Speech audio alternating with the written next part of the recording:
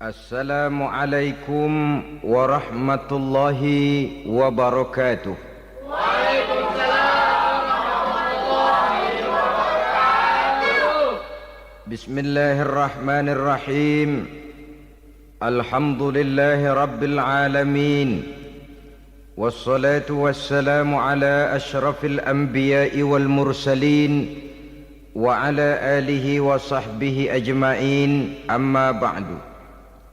Saudara-saudara kaum muslimin rahimakumullah, salah satu dari misi Islam ialah mengangkat harkat dan martabat manusia yang sebelumnya dibedakan oleh warna kulit, oleh suku bangsa dan bahasa.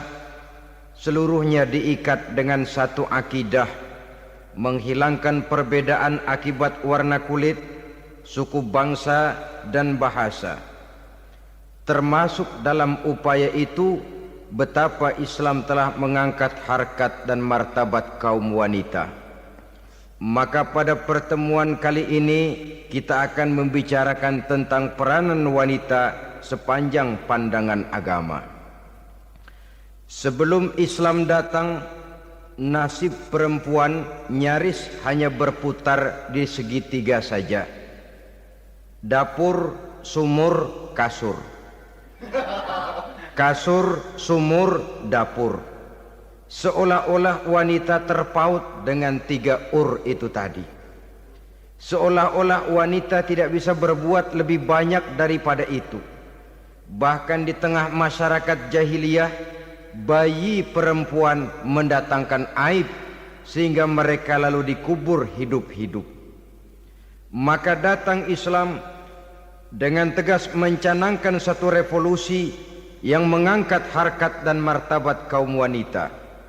Nabi bersabda, "An-nisa'u imadul bilad, iza saluhat saluhal bilad, wa iza fasadat fasadal bilad." Wanita adalah tiang negara. Jikalau baik wanita, baiklah negara. Jikalau rusak wanita, hancurlah negara. Dalam berbagai ayat Al-Quranul Karim menjelaskan tentang wanita dan peranannya. Al-Quran bercerita tentang Siti Hawa. Al-Quran bercerita tentang anak perempuan Nabi Adam, Iklima dan Labuda, yang menyebabkan Habil dan Qabil saling berbunuh-bunuhan. Al-Quran menceritakan bagaimana ibunya Nabi Musa mendapat wahyu untuk menghanyutkan anaknya di hilir sungai Nil. Al-Quran bercerita tentang Siti Maryam, ibu daripada Nabi Isa. Al-Quran bercerita tentang dua putri Nabi Yusuf, yang akhirnya salah satunya menjadi istri daripada Nabi Musa. Pun Al-Quran bercerita tentang Ratu Balkis, seorang wanita yang menjadi penguasa di negeri Sabah, yang demikian besar pengaruhnya dan wawasannya. Dan banyak lagi Al-Quran menceritakan keadaan kaum wanita, sampai-sampai dalam Al-Quran ada satu surah yang dinamakan surah An-Nisa. Ini seluruhnya berarti bahwa Al-Quran telah menempatkan kaum wanita dalam satu posisi yang mulia dan terpuji. Al-Quran memberikan emansipasi, bahwa wanita berhak mengejar kemajuan sebagaimana halnya kaum laki-laki. Tetapi sungguh pun demikian, Al-Quran tetap memberikan batasan-batasan sepanjang emansipasi itu tidak bertentangan dengan kodrat kewanitaan itu sendiri. Kalau persamaan dan kemajuan, kalau emansipasi dan hak asasi sudah tidak sesuai lagi dengan kodrat kewanitaan, pada akhirnya bukan mengangkat harkat dan martabat kaum wanita, justru malah merendahkan derajat dan martabat kaum wanita itu sendiri. Seperti sebagian besar wanita ini, mereka berteriak menuntut tentang persamaan hak, tapi mereka melupa apa batasan daripada persamaan hak itu sendiri. Sesungguhnya Islam dengan segala konsepsinya yang mengangkat martabat kaum wanita itu memberikan keleluasaan kepada kaum wanita untuk maju bersama laki-laki sepanjang tidak menginjak-injak kodrat kewanitaan itu sendiri. Kalau sudah sampai kepada menginjak kodrat kewanitaan, maka akan merendahkan martabat kaum wanita. Sebab apa? Secara fisik dan psikis agaknya memang laki-laki sudah ditakdirkan oleh Allah untuk menjadi pembimbing bagi kaum wanita. Walaupun tidak tertutup kemungkinan wanita tampil sebagai pemimpin, tetapi dari segi fisik biologis misalnya, laki-laki itu diciptakan kekar, kuat untuk memikul dan melaksanakan tugas-tugas yang berat. Sedangkan perempuan pada umumnya adalah lembut, ayu, lemot, denok, geboy, dan lain sebagainya. Maka kalau kita baca sejarah, Allah itu belum pernah mengutus rasul perempuan. Semua rasul laki-laki. Sebab apa? Secara fisik biologis tugas kerasulan lebih dimungkinkan oleh seorang laki-laki. Tugas rasul itu berat. Kadang-kadang perang, dicaci maki, berhadapan dengan ujung tombak, ujung pedang dan lain sebagainya. Makanya seluruh rasul laki-laki, dan Allah belum pernah mengutus rasul perempuan.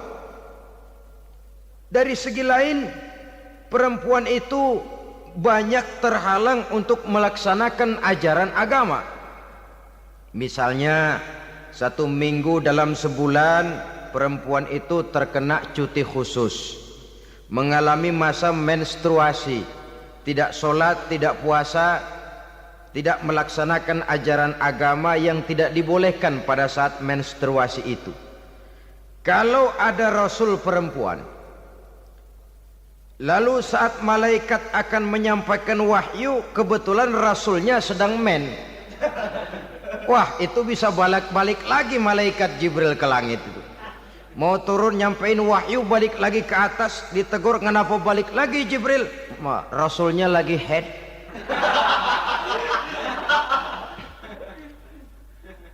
Atau pada saat agama dalam bahaya, agama dalam hinaan, agama dalam ancaman, rasulnya perempuan kebetulan sedang hamil besar. Apa lalu perang ditunda? Pengumuman perang ditunda saja sampai rasul melahirkan. Tentu lebih tidak mungkin lagi. Secara fisik biologis laki-laki lebih memungkinkan untuk melaksanakan tugas kerasulan ini. Maka seluruh rasul yang diutus Allah adalah laki-laki.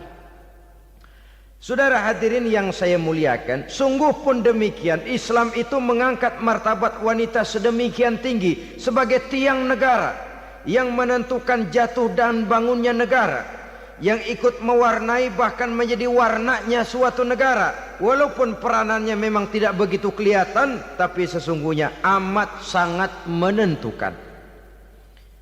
Oleh karenanya secara umum emansipasi yang digariskan oleh Islam, emansipasi yang tidak bertentangan dengan kodrat kewanitaan di berbagai aspek kehidupan. Kalau sekarang emansipasi ini kelihatannya sudah salah pasang, salah kaprah. Bahkan belum lama kita menyaksikan bagaimana ada binaragawati. Di zaman sekarang perempuan sudah mulai angkat besi. Saya mulai mikir kalau perempuan sudah pada angkat besi, ini sudah tanda suaminya udah dekat dibanting-bantingin ini. Tahun-tahun mendatang mungkin akan menyusul perempuan mulai narik becak.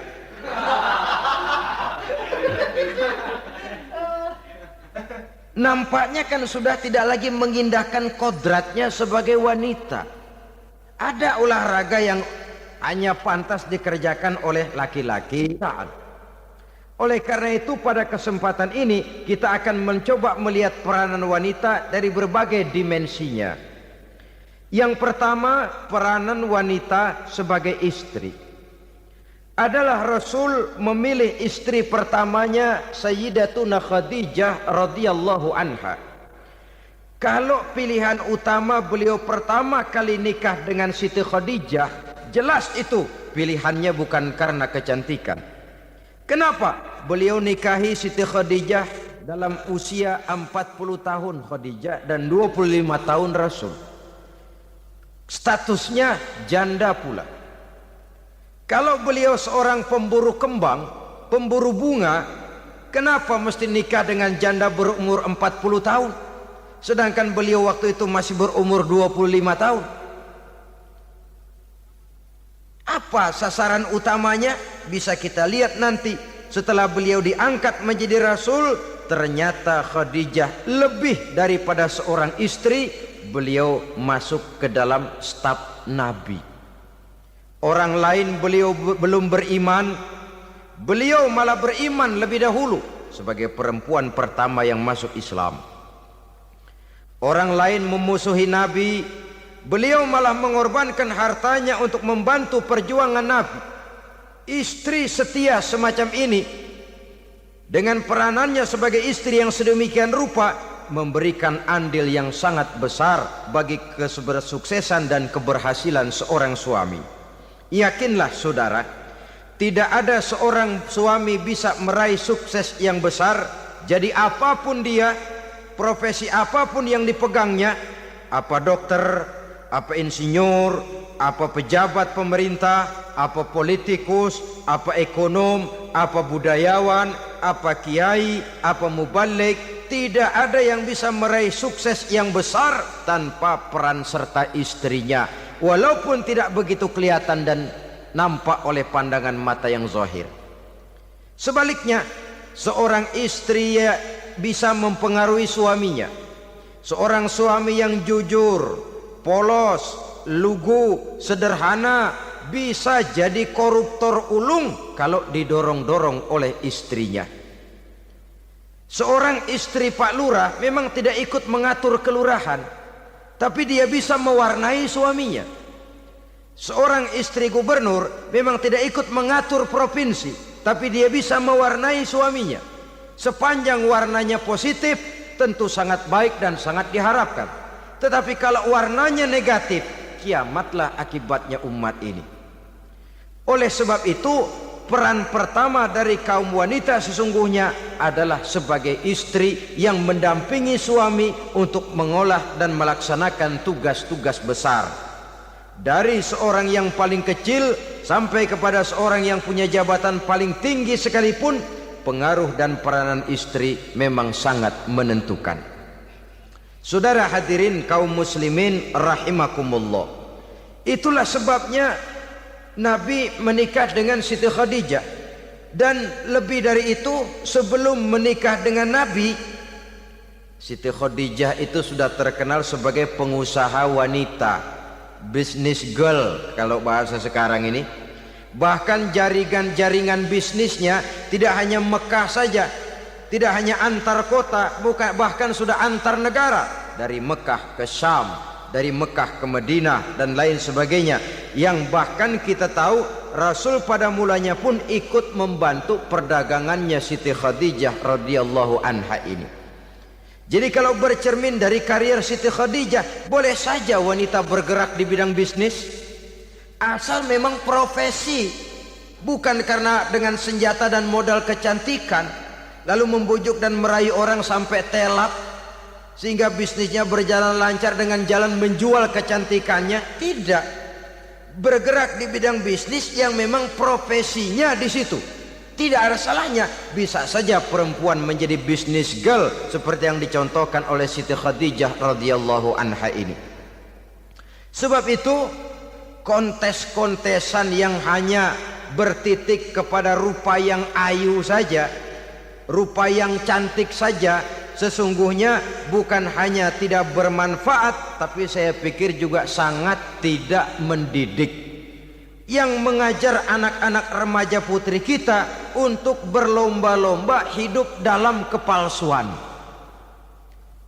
Alis mata palsu, hidung pesek dimancungin palsu, operasi plastik.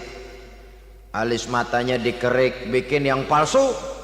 Tai lalat lagi bikin yang palsu. gincu bibir dimerahin, palsu, seluruhnya hidup dalam kepalsuan. Akan lebih baik kalau kita ini misalnya mengadakan kontes yang menitik beratkan kepada ketinggian IQ, kecerdasan, kemampuan, skill, keahlian dan kemampuan. Tidak hanya dititik beratkan kepada rupa yang ayu dan cantik semata-mata. Sebab di samping manfaatnya diragukan, juga sangat tidak mendidik buat generasi yang akan datang. Terutama ibu-ibu, peran utama wanita sesungguhnya adalah sebagai istri mendampingi suami dalam melaksanakan tugas-tugas besar. Satu hari serombongan ibu-ibu pernah datang menghadap Rasul mengajukan satu resolusi, protes kalau bahasa kita sekarang. Ya Rasul, ada apa bu? Kalau laki-laki sih enak. Enak bagaimana? Iya, kalau orang laki-laki sholat, perempuan sholat. Laki-laki puasa, perempuan puasa. Laki-laki pergi haji, perempuan pergi haji. Laki-laki menuntut ilmu, perempuan bisa menuntut ilmu. Tapi kalau laki-laki pergi jihad, perang membela agama, kami perempuan tidak bisa ikut jihad perang di medan pertempuran. Padahal pahala jihad sangat besar dan kami ingin mendapat pahala jihad. Tidak adil kalau begini ya Rasul, izinkan kami pergi jihad. Ini perempuan di zaman Rasul, kalau ada kebaikan tidak bisa ikut, rasanya rugi bukan main, lalu protes. Apa jawab Rasul? Beliau senyum. Ibu-ibu jangan khawatir, walaupun ibu-ibu tidak maju ke medan perang, ada ibadah yang pahalanya sama dengan pahala jihad itu. Apa ya Rasul? Beliau menjawab, jihadukunna fi baitikunna. Jihadnya ibu-ibu, jihadnya kaum wanita adalah di rumah tangganya sebagai istri. Memasak makanan suaminya, mencuci pakaian istrinya, mengasuh, merawat dan membesarkan anak-anaknya. Itu seluruhnya bagian daripada ibadah yang pahalanya tidak kurang dengan pahala jihad. Kenapa? Al-Quran itu memberikan sesuatu sesuai dengan kedudukannya. Kalau perempuan pergi perang jihad membela agama, musuhnya laki semua, kayak apa perangnya? Itu musuhnya bisa nggak mau pakai pedang, perangnya udah gulat aja udah. Sehingga Rasul lalu memberikan satu jalan keluar yang membuat wanita-wanita itu lega. Jihadukunna fi baitikunna. Ibu-ibu sih tidak usah khawatir, jihad ibu adalah di rumah tangga ibu-ibu semua. Sejak bangun tidur sampai tidur kembali, nyaris kaum ibu itu 24 jam pekerjaannya. Sebagai istri, dia melaksanakan jihad di rumah tangganya. Peranan wanita yang pertama adalah sebagai istri yang walaupun tidak kelihatan dan menonjol seperti halnya laki-laki, tapi sangat mewarnai, bahkan menjadi warna dari tugas apapun yang dihadapi oleh suaminya. Dulu ada seorang orator, kalau pidato hebat bukan main. Kalau dia bernada gembira, semua orang senyum. Kalau dia bercerita tentang sesuatu yang sedih, satu masjid orang nangis. Orang tanya kepadanya, Pak, bisa pidato begitu hebat, siapa yang bikin? Ya saya sendiri. Istrinya dari belakang bilang, tidak, yang bikin pidatonya hebat saya. Kata suaminya, mana bisa, saya, kata istrinya. Kalau saudara tidak percaya, tunggu Jumat depan, dia khutbah Jumat, saya akan bikin khutbahnya tidak hebat, kata istrinya. Sudah hari Rebo, siap-siap mau bikin konsep khutbah, baru mau nulis, datang istrinya, Bang, tolong pegangin anak, saya mau ke warung. Mau bikin konsep lagi, kata istrinya, Bang, tolong ini, tolong itu, tolong ini. Sampai mau berangkat khutbah Jumat, khutbah belum selesai dibikin. Begitu naik mimbar, kehabisan bahan. Sudah 10 menit masih ama ba'du. Ini yang dengar heran, ini orang kok bicaranya bisa cuma amat sama badu saja. Di situ kelihatan saudara-saudara betapa peran serta istri yang walaupun tidak kelihatan oleh pandangan mata yang zahir tapi teramat sangat menentukan. Sekali lagi, tidak ada seorang suami bisa sukses jadi apapun dia tanpa peran serta istrinya di rumah. Tidak ada kemajuan yang bisa diperoleh kalau tidak karena peran serta istrinya di rumah. Tidak ada kesuksesan yang bisa diraih tanpa keikutsertaan daripada istrinya di rumah. Walaupun suaminya yang dikenal orang, suaminya yang dipuji orang, suaminya yang disanjung orang, bagian besar tetaplah saham dan andil daripada istrinya yang di rumah itu. Ini makna an-nisa imadul bilad.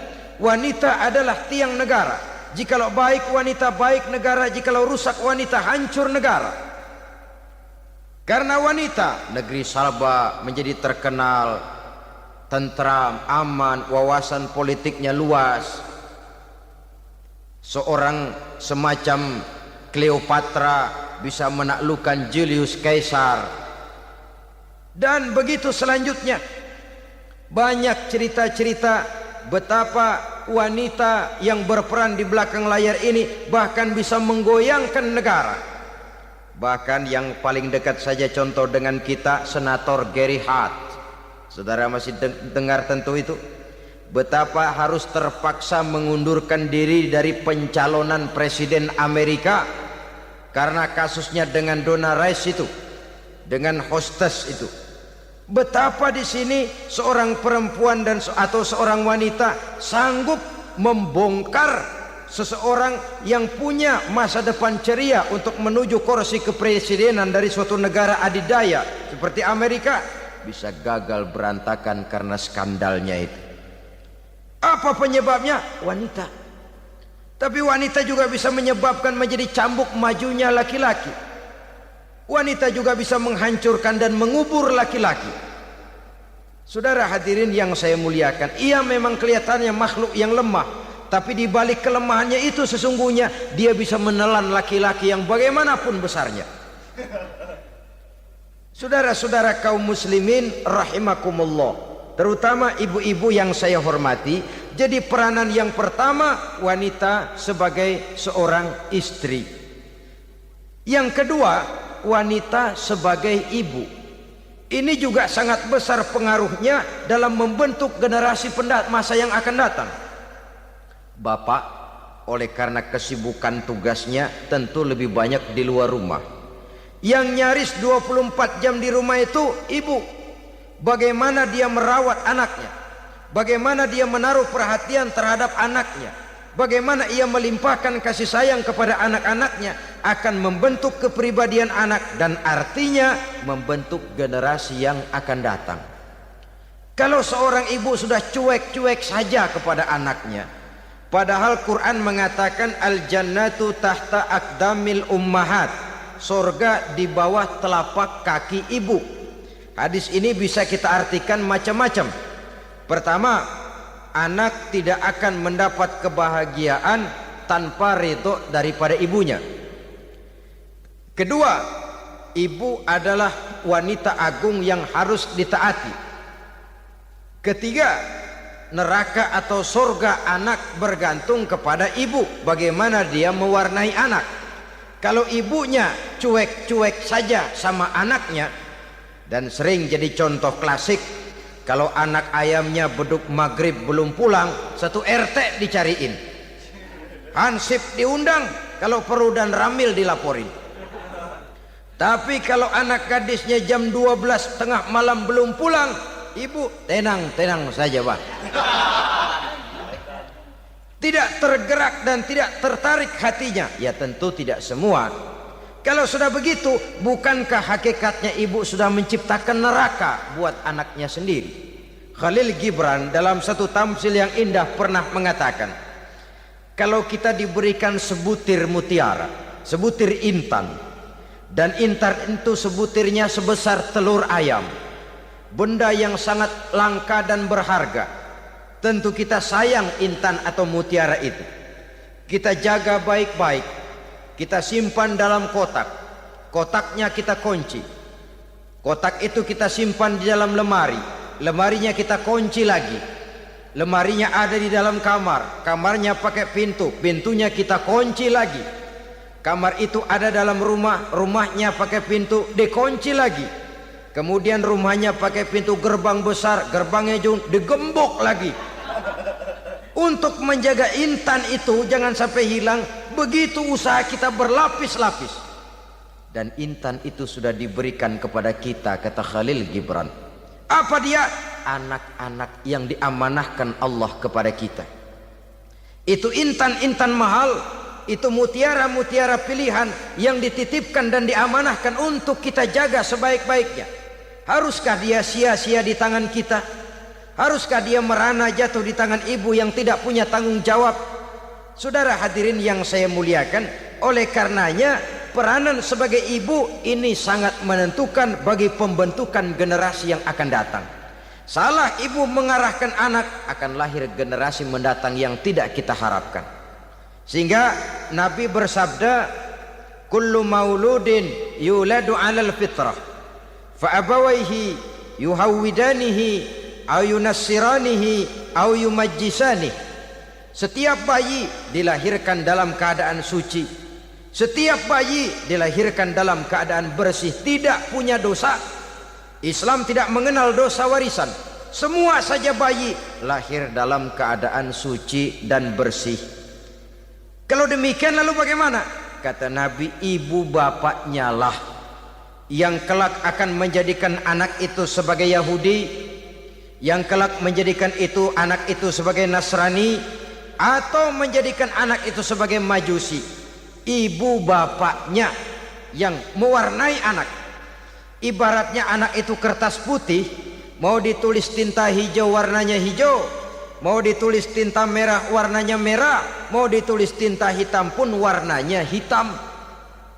Oleh karena itu pembentukan anak yang soleh secara mental sesungguhnya sudah diwarnai oleh kebiasaan ibu bapak dalam pergaulan di rumah tangganya secara mental. Sehingga dengan demikian saudara-saudara, salah kaprah ibu dalam mengarahkan anak-anaknya akan melahirkan generasi penerus yang sungguh-sungguh tidak kita harapkan, dan pada gilirannya akan membahayakan perkembangan bangsa dan negara, membahayakan kita sebagai suatu umat. Apalagi sekarang ini masih banyak orang-orang muslim, orang-orang tua muslim yang kadang-kadang menyekolahkan anaknya di sekolah yang membahayakan akidahnya, mematikan imannya, menghancurkan tauhidnya. Pokoknya asal bonafid keluar sekolah ada jaminan lapangan kerja. Perkara anak mau kafir mau murtad bukan urusan. Alangkah ironi dan sangat menyedihkan. Saudara-saudara yang saya hormati, jadi dari segi kaum wanita peranan ibu sangat besar. Dari segi anak, ketaatan kepada ibu, doa restu ibu akan membawa kepada kebahagiaan hidup. Doa ibu mustajabah, kutukan ibu manjur. Beberapa hikayat dan riwayat menjadi contoh dan tamsil buat kita betapa tidak ada satu kebahagiaan di dunia ini yang bisa ditegakkan tanpa doa restu daripada ibu. Pantas kalau dalam Al-Quran ada ummul kitab, ibunya atau induknya kitab. Tiap negara punya ibu kota, bapak kota tidak ada. Lalu lagi wawasan Nusantara disebut ibu pertiwi, bapak pertiwi kemana tahu. Saudara hadirin yang saya muliakan, lalu dalam peringatan hari-hari besar nasional ada yang namanya Hari Ibu. Hari bapak nggak pernah diperingati. Ada Hari Ibu, dan ibu itu pun ada Ibu Kartini, ada Ibu Dewi Sartika, dan macam-macam lagi yang seluruhnya merupakan refleksi dan gambaran betapa peranan kaum wanita di dalam kehidupan ini yang memang banyak mewarnai dan menjadi warna dari suatu kegiatan. Saudara-saudara kaum muslimin rahimakumullah, apabila yang pertama tadi kita melihat peranan kaum wanita sebagai istri, betapa ia berpengaruh besar dalam ikut menunjang keberhasilan dan kesuksesan suaminya. Kemudian pada peranannya yang kedua, wanita sebagai ibu di rumah tangga, betapa ia ikut membentuk, mempengaruhi, mewarnai dan membimbing kepribadian anak sebagai generasi penerus. Maka pada peranan yang ketiga ini kita akan melihat wanita sebagai social agent, sebagai penggerak kegiatan sosial di berbagai bidang kehidupan. Apakah itu bernama majelis taklim, apakah itu bernama perkumpulan dan yayasan-yayasan kemanusiaan, organisasi-organisasi yang bergerak di bidang pendidikan, bahkan di zaman sekarang bukan hanya menjadi penggerak sosial, bahkan sudah banyak kaum wanita yang menggerakkan satu bangsa. Dunia mengenal Margaret Thatcher, dunia mengenal Indira Gandhi, dunia mengenal Bandara Naike, dunia mengenal Corazon Aquino, dunia mengenal Golda Meir dulu itu dari Israel, dunia mengenal Imelda Marcos yang ambisius tapi yang kemudian melangkah kepada jalan yang negatif dari tujuan semula. Ini bukan hanya sekedar social agent, tapi bahkan sudah mengarah kepada menggerakkan dan mewarnai suatu bangsa. Islam membuka pintu ke arah itu. Wanita duduk dan berfungsi sebagai social agent, mengurus berbagai macam perkumpulan yang bertujuan kepada kebajikan, menyantuni yatim piatu, memelihara kesehatan, menyayangi binatang, memelihara kelestarian lingkungan dan lain sebagainya.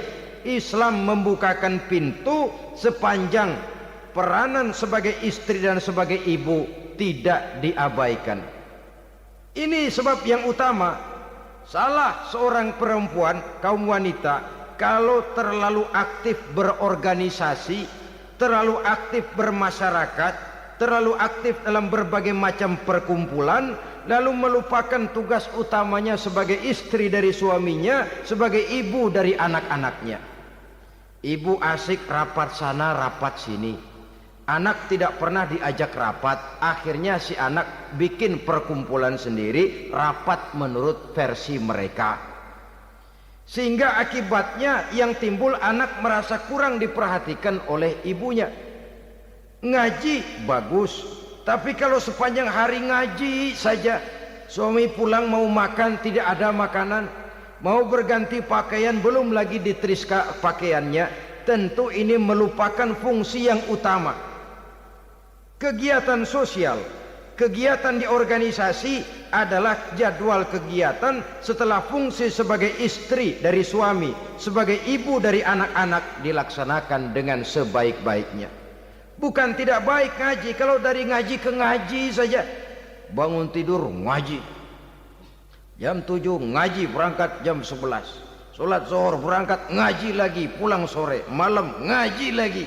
Suami tidak terurus, anak-anak pun terbengkalai, rusaklah rumah tangga. Dan bukankah satu bangsa terdiri dari satu tatanan masyarakat, dan tatanan masyarakat yang paling kecil bernama keluarga? Keluarga merupakan unit dari masyarakat, unit yang terkecil, dan keluarga terdiri dari pribadi-pribadi yang merupakan bapak, ibu, dan anak-anak. Sehingga masyarakat bangsa yang baik terdiri dari masyarakat yang baik.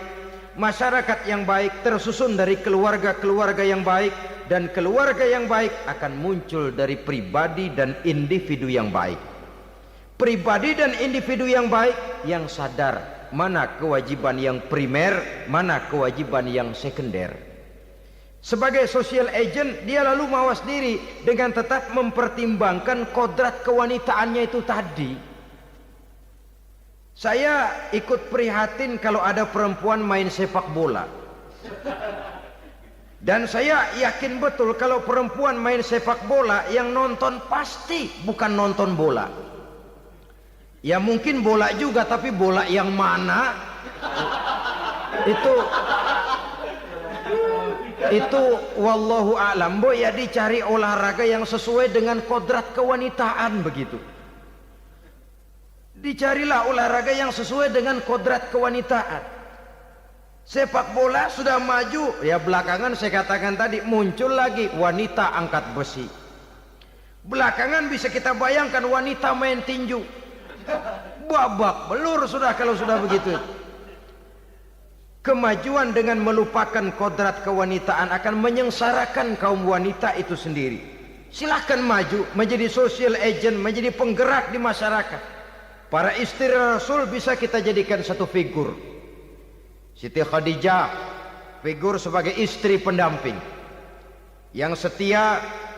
Dikala suaminya bingung, ia tampil memberikan pandangan. Dikala suaminya bingung, ia memberikan tanggapan. Dikala suaminya dimusuhi orang, ia menampakkan kesetiaannya. Kau tidak sendiri bang, aku di sisimu. Dikala jiwanya gelisah ketika pertama kali menerima wahyu berhadapan dengan malaikat Jibril, Khadijah yang menghibur. Kalla ma yukhzikallahu abada. Tidak apa-apa bang, Allah tidak akan menyusahkan kau untuk selamanya. Tenang sajalah, tenang. Abang orang baik-baik, Allah tidak akan menyengsarakan abang. Peran sebagai istri. Dan Rasul mantap. Sehingga bertahun setelah Khadijah wafat selalu terkenang dan dikenang oleh Rasul. Pernah satu saat beliau itu seperti orang melamun. Aisyah tanya, kok seperti ngelamun bang? Iya kata Rasul, saya seperti mendengar suara terompahnya Khadijah di surga. Padahal Khadijah sudah lama wafat. Aisyah mendengar itu rada sedikit manyun. Kata Aisyah, bang cukup sekali ini saja, jangan sebut-sebut lagi nama itu ya. Cemburu rupanya. Ya soal cemburu sih nggak bini Nabi, nggak bini kita, namanya cemburu. Perempuan mesti ada. Apa jawab Rasul? Ya Humairah, Aisyah, haruskah saya melupakan seseorang yang dikala orang lain memusuhi saya, dia mati-matian membela saya. Dikala orang lain mau membunuh saya, dikorbankan hartanya untuk membantu perjuangan saya. Mestikah saya melupakan orang yang begitu baik? Tidak Aisyah. Sepanjang nafas masih ada, sepanjang itu saya tidak akan bisa melupakan Khadijah sayang. Peran sebagai istri Khadijah ini, peran sebagai istri. Suaminya bingung, istrinya memberikan hiburan. Kadang kan tidak, suami bingung, istri bingungan lagi. Ya sudah, mari ramai-ramai kita bingung sudah. Bukan mencari jalan keluar, yang sudah bingung malah ditambahin bingung lagi. Saudara hadirin yang saya hormati, lalu figur Siti Aisyah, muda, cantik, kreatif, cerdas. Kalau bahasa sekarang barangkali wanita karier ini. Ini figur-figur loh. Jadi punya keistimewaan masing-masing, sehingga ada pilihan. Ya tentu orang mencari istri itu kan karena ada dasar pilihan. Mungkin rupanya kurang menarik tapi akhlaknya bagus. Mungkin akhlaknya sedang-sedang saja tapi potongannya cakep, masih ada pilihan. Sudah potongan jelek, akhlak bejat. Emangnya lu milih merem tempo hari ya?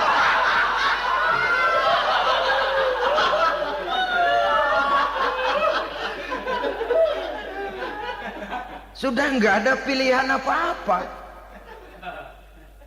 Lalu ada istri yang punya keistimewaan karena sifatnya yang sabar. Ada yang wataknya itu pemurah. Ada yang sifatnya itu belas kasih. Pendeknya dari istri-istri Rasul kita bisa menemukan figur-figur wanita teladan. Sehingga keliru kalau kaum orientalis barat mengatakan Rasulullah itu katanya sesungguhnya adalah seorang seks mania. Istrinya banyak. Oh ini memang bajingan ini orientalis ini. Kalau Rasulullah itu seorang seks mania, tentu yang dinikahinya itu pertama jelas gadis semua, yang kedua tentu cantik-cantik semua. Dari istri-istri beliau yang dikawininya dalam keadaan gadis cuma Siti Aisyah. Selebihnya janda. Apa pertimbangannya? Menyantuni yatim-yatimnya, mengayomi janda-janda yang ditinggal suaminya gugur di medan perang, untuk memperkuat keimanannya. Itu pilihan utama Rasul. Kita sekarang ini ya ngakunya sih ikut sunnah Rasul, cuma sunnahnya urusan kawin melulu. Ada duit sedikit, kawin maning, kawin maning. Ditanya orang kenapa kawin melulu, sih mas sunnah Rasul. Bukan main. Kalau sudah urusan kawin pahlawan betul sunnah Rasul. Padahal kawin lagi dalam Islam itu sungguh pun boleh, tapi tidak diperintah. Tidak diperintah, memang cuma boleh. Itu kalau dalam pesawat itu cuma semacam emergency exit lah ya. Yang tidak boleh sembarang waktu bisa dibuka. Kalau memang sanggup berlaku adil, tafadhol. Kalau tidak, satu juga nggak habis. Lagian saya kira perempuan itu kan cuma perbedaan rupa saja, perbedaan selera saja. Seperti singkong dengan sate, bedanya kan cuma di tenggorokan. Kalau sudah masuk ke perut, kenyangnya kan sama. Perempuan cuma berbeda dalam selera, rasanya barangkali ya, barangkali.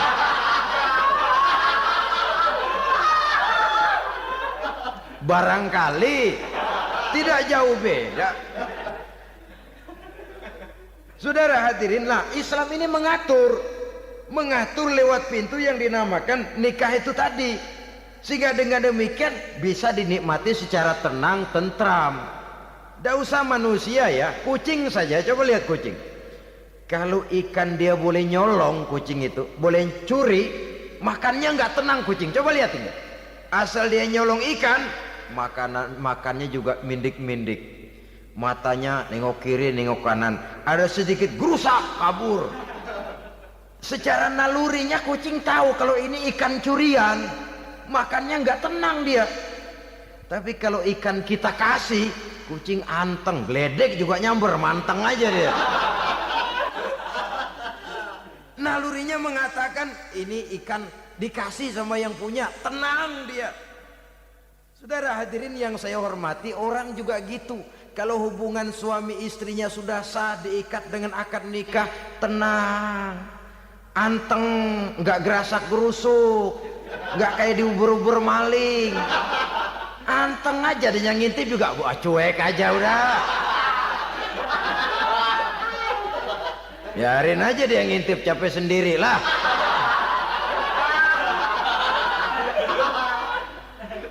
Tapi kalau nyuri-nyuri, coba lihat dah. Mana di kebun banyak nyamuk, ansip mukul tiang listrik, dia yang bingung.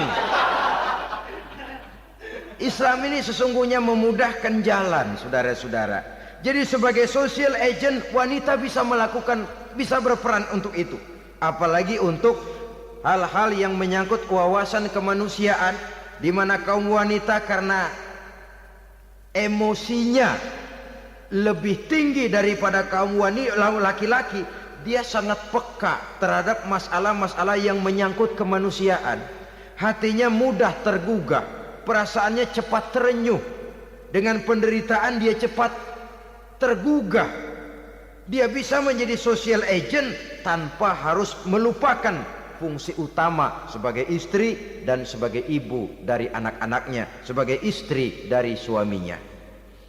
Saudara hadirin yang saya muliakan, dahulu Al-Quran pernah menceritakan betapa istri-istri pembesar di istana mewah di zaman Nabi Yusuf, kalau istilah sekarang nyonya-nyonya jet set, nyonya-nyonya VIP, betapa mereka mau memporak-porandakan keimanan seorang pemuda seperti halnya Nabi Yusuf alaihi salam. Dan Nabi Yusuf kemudian ternyata tidak mau jadi gigolo yang kerjanya hanya menyenangkan wanita-wanita jet set kelas VIP ini tadi. Sesungguhnya ini cuma satu simbol yang kejadiannya bisa saja terjadi pada zaman modern dalam versi dan kondisi yang berbeda. Namun bagaimanapun juga wanita dengan peranannya sebagai social agent, sebagai penggerak masyarakat, sangat besar pengaruhnya dalam ikut mewarnai perkembangan suatu negara. Seorang suami perlu memberikan dorongan kalau istrinya aktif di bidang sosial, asal dengan catatan saja, fungsi sebagai istri, fungsi sebagai ibu jangan sampai terlantar karenanya. Bahkan saya katakan tadi, di zaman sekarang wanita tidak lagi hanya berfungsi sebagai social agent, bahkan sebagai national agent, penggerak dari satu bangsa. Muncul wanita-wanita yang jadi menteri, yang jadi anggota DPR, bahkan yang jadi kepala desa dan lain sebagainya. Secara umum memang ar-rijal qawwamuna 'alan nisa. Laki-laki adalah pembimbing bagi kaum wanita karena kelebihan fisik biologis, kelebihan kemampuan intelektual dan lain sebagainya. Namun wanita pun boleh saja menjadi social agent sepanjang catatan yang saya sampaikan tadi. Jangan sampai melupakan kodrat kewanitaan, jangan sampai mengalahkan fungsi sebagai istri dari suaminya, sebagai ibu daripada anak-anaknya. Nah, kemudian fungsi yang keempat di bidang ilmu pengetahuan.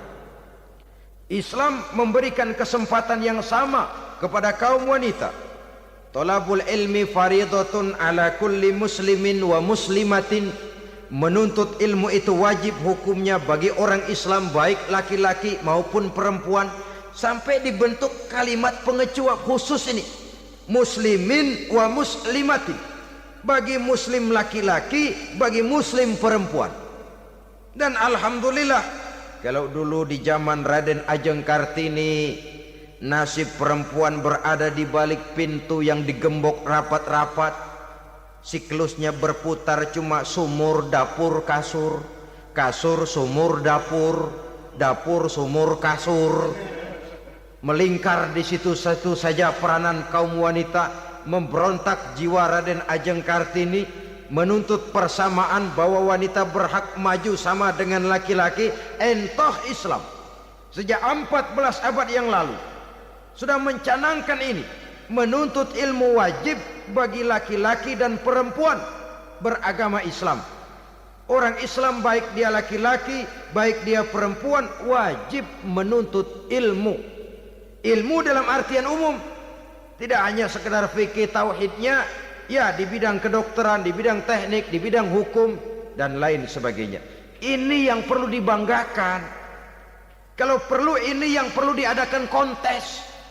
Kontes IQ, wanita yang paling berprestasi di bidang ilmiah, wanita yang punya prestasi di bidang menjaga kelestarian lingkungan hidup, wanita yang punya prestasi menggerakkan sosial, menyantuni yatim piatu, memelihara kesehatan. Adakan kontes macam itu untuk mendorong. Ini enggak, kalau kontes yang diukur betis, bibir, pinggul, payudara, lubang hidung, ukur sekalian kita. Apa manfaatnya dan apa unsur pendidikan yang ada di dalamnya? Tidak menguntungkan, tidak mendidik, dan tidak membawa manfaat. Kecuali lalu yang timbul pola hidup konsumen, pola hidup konsumer, pola hidup yang material, pola hidup yang wah, pola hidup yang gemerlapan. Ya, kalau oleh anak-anak muda yang terjangkau. Kalau tidak, dia hanyut ditelan mimpinya. Dia ingin bergaya hidup jet set, sementara dia dihadapkan oleh kenyataan bahwa dia tinggal di kampung, ibu bapaknya orang kampung, dan lain sebagainya. Jiwanya berontak, terjadilah kegalauan, terjadilah kerancuan, terjadilah komplikasi, perang di batin antara keinginannya dengan lingkungan nyata yang dihadapinya. Dan kalau sudah ada gejala semacam itu, penyakit-penyakit kejiwaan akan mudah muncul. Ini gejala terutama buat orang-orang yang tinggal di daerah transisi. Kota besar bukan, kampung banget juga enggak, daerah cekak. Akibatnya gayanya ya sering gaya enggak karu-karuan, gaya kepalang tanggung jadinya. Saudara hadirin yang saya muliakan, akhirnya apa? Santri tapi lagunya kayak koboi. Koboi tapi sesungguhnya santri. Saudara hadirin yang saya hormati, dengan demikian maka di bidang ilmu pengetahuan wanita mempunyai peranan yang sangat besar. Dia bisa tampil dengan karya-karya ilmiahnya yang membawa manfaat bagi perkembangan agama, bangsa dan negaranya. Majulah kaum wanita dengan ilmu pengetahuan, tuntutlah ilmu seluas-luasnya. Kita hidup di satu negara yang merdeka, kita beragama yang memberikan satu keyakinan bahwa menuntut ilmu merupakan kewajiban, bahwa peranan wanita tidak hanya di belakang dapur, lain sebagainya yang seluruhnya terpantul dari dinamika kehidupan kaum wanita. Saudara-saudara kaum muslimin rahimakumullah. Kemudian yang kelima, peranan wanita dalam bidang agama. Kita bersyukur sekarang ini gejalanya dimanapun pengajian, biasanya lebih ramai pengajian ibu-ibu dari bapak-bapak.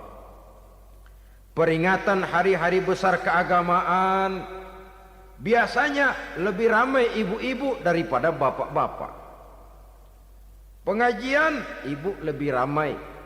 Padahal kalau bicara sibuk, lebih sibuk ibu daripada bapak misalnya.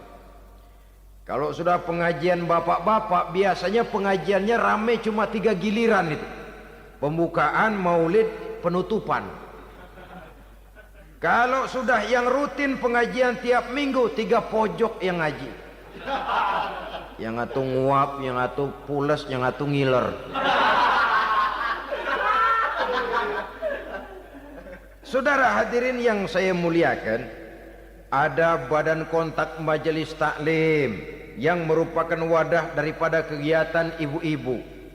Ada Ittihadul Muballighat, Persatuan Muballighat, ada Persatuan Para Asatizah, dan macam-macam lagi peranan ibu-ibu di dalam kehidupan beragama.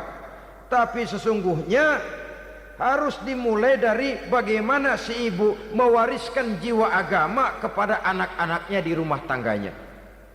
Kalau itu gagal, dia mau melangkah ke masyarakat, dia sudah gagal sejak awal sesungguhnya. Keberhasilannya dia menata masyarakat akan mengakibatkan dia nanti bernasib seperti Nabi Nuh. Berhasil mengajak beberapa orang kafir mengikuti ajarannya, tapi gagal mengislamkan putranya sendiri Kan'an. Bukan tidak berusaha, tapi memang Allah sudah menghendakinya sedemikian untuk menjadi contoh buat kita semua. Yang penting orang tua berusaha dan berikhtiar. Kalau sudah berusaha dan berikhtiar, anak ternyata memang sulit diurus, barangkali memang fotokopinya Kan'an tuh anak. Ya orang tua kalau sudah berusaha, ya tawakallah. Jangan belum berusaha lalu berkata, jangan anak kita, anak Nabi aja ada yang bengal. Ngajar tidak mau, mengajar anak tidak mau, mendidik anak tidak mau, lalu mencontoh Nabi, salah kaprah namanya. Kaum wanita bisa berperan di dalam agama. Ketika Rasul hijrah, itu kan beliau tidak langsung ke Madinah. Dari Mekah itu beliau mengambil jalan arah ke kiri menuju Gua Sur. Ini dalam strategi militer punya makna sendiri. Jenderal yang ulung, ahli strategi militer ini. Di Gua Sur sana beliau tinggal 2 hari 3 malam. Siapa yang membawa makanan ke Gua Sur? Siapa yang menjadi kurir untuk mengintai kegiatan-kegiatan Quraisy setelah Nabi berangkat hijrah? Asma, putri Abu Bakar Siddiq radhiyallahu anhu. Jadi kurir, jadi spion, membawa makanan untuk Rasul dan ayahnya di Gua Sur. Ini peranan wanita. Di tengah bahaya, di tengah keadaan posisi terjepit, Rasul di dalam gua, diamatinya keadaan Quraisy, dilaporkannya kepada Rasul. Jasa seorang wanita bernama Asma, putri dari Abu Bakar Siddiq radhiyallahu anhu. Rabi'atul Adawiyah, seorang sayyidah sufiyah, ahli tasawuf yang terkenal dengan ajaran cintanya kepada Tuhan. Dia bisa menjadi tokoh wanita dalam gerakan sufi oleh karena kegiatannya di bidang agama, dalam arti mujahadahnya kepada Allah Subhanahu wa taala. Dia korbankan bagian besar daripada hidupnya untuk mengabdi kepada Allah. Setelah suaminya meninggal, seumur hidup dia tidak pernah nikah lagi. Bukan tidak cantik, cantik. Bukan tidak ada yang mau, banyak yang meminang. Bahkan diantaranya termasuk Sufyan Tsauri, seorang tokoh juga, pernah mencoba meminang beliau. Kata Sufyan, Rabi'ah, bagaimana? Kamu kan janda? Iya. Lalu, lah saya kan duda. Jadi bagaimana? Daripada kita masing-masing sendiri-sendiri kan lebih baik kita join. Maksud kamu apa? Saya mau meminang kamu. Boleh? Tapi mas kawinnya saya minta engkau jawab 4 pertanyaan saya. Kalau bisa, diri saya seutuhnya saya berikan kepada kamu. Kalau tidak, tidak usah saja. In ajabtani fi 4 masail fa ana laka. Kalau engkau sanggup menjawab 4 pertanyaan saya, seluruh diri saya bulat-bulat saya serahkan kepada kamu. Yang pertama, Sufyan, semua orang kan bakalan mati. Iya. Ya soal mati sih sama, mati. Cuma hakikat mati kan lain-lain. Ada yang matinya itu husnul khatimah, mati baik di akhirnya. Lagi ngaji, mati. Lagi baca Quran, mati. Lagi sholat, mati. Lagi dengar ceramah, mati. Lagi sodako, mati. Itu mati-mati yang su'ul khatimah. Ada yang mati itu mati yang husnul khatimah, maksud saya. Ada mati itu yang disebut su'ul khatimah, jelek di penghujungnya. Lagi nyekek botol, mampus. Lagi banting kartu, plak plak, habis. Lagi makan riba, mati. Lagi zina, mati. Lagi nipu, mati. Kira-kira kalau saya nanti mati, su'ul khatimah apa husnul khatimah? Loh, saya enggak tahu, kamu mati saja belum. Tidak bisa kamu jawab, tidak bisa. Yang kedua, setelah mati kita masuk ke alam kubur. Di kubur kita akan dapat nikmat kubur atau azab kubur. Hari itu kira-kira saya dapat nikmat apa dapat azab? Saya tidak tahu. Di padang mahsyar setelah ditimbang kita dapat kitab di tangan kanan kalau baik, di tangan kiri atau dari belakang kalau jahat. Hari itu saya dapat kitab di tangan kiri apa tangan kanan? Saya enggak tahu. Yang keempat, orang akan lewat di atas sirat. Yang selamat sampai surga, yang celaka sampai ke neraka. Kira-kira saya yang selamat apa yang celaka? Wah, kata Sofyan, gua nggak tahu, udah butek dah lempangan itu deh. Kalau kau tidak tahu, Sofyan, tidak bisa jawab 4 pertanyaan ini, maaf saja, lamaranmu saya tolak dan saya tidak akan nikah. Ini yang saya khawatir. Maka dia terkenal sebagai Sayyidah Sufiyah, tokoh wanita dalam dunia sufi. Dan artinya wanita bisa berperan banyak dalam bidang agama, sebagai pengasuh majelis taklim, sebagai pengasuh yatim piatu, sebagai gerakan-gerakan keagamaan yang positif dan lain sebagainya. Ini dimungkinkan karena Islam menunjang harkat dan martabat kaum wanita. Maka majulah kaum wanita Islam Indonesia dengan tetap menjaga kodrat kewanitaannya. Inilah yang kita sampaikan pada kesempatan ini. Terima kasih atas segala perhatian. Mohon maaf atas segala kekurangan. Wassalamualaikum warahmatullahi wabarakatuh.